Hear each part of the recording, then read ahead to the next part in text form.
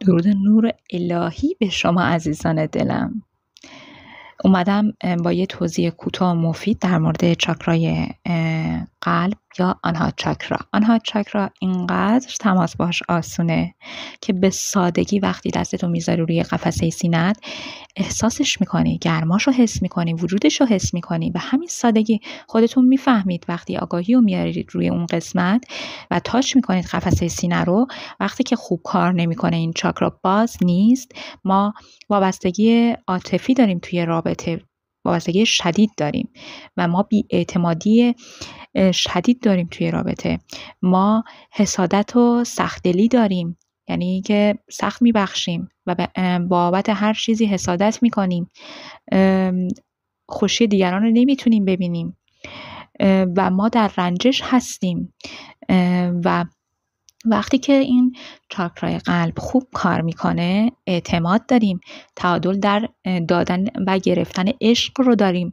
به جایی که حسادت و سخت دلی داشته باشیم ما شفقت و همدلی و مهربانی داریم. به جای رنجش عشق بی قید و شرط داریم.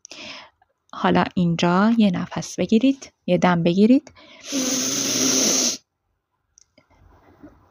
دم که گرفتید همونجوری مکس میکنید، نفستون رو نمیدید بیرون، دستتون رو میذارید روی قلبتون، روی قفسه سینه‌تون در جهت عقربه های ساعت دستتون رو میچرخونید و با خودتون تکرار میکنید: من در شفقت و مهربانی هستم، من در عشق بی قید و شرط هستم، من دریافت کننده عشق بی قید و شرط هستم، من در نور هستم، من در عشق هستم، من مهربان هستم، من بخشنده هستم، من صبور هستم.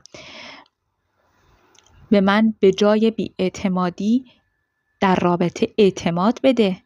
به من عشق بی قید و شرط جهان هستی رو بده. قلب من ساطع کننده یه فرکانس مثبت عشق بی قید و شرط به جهان هستی رو بده. به من طوری حس‌های متعالی چاکرای قلب رو بده که با تماس با قفسه سینه به راحتی بتونم اونو حس کنم که دارمش.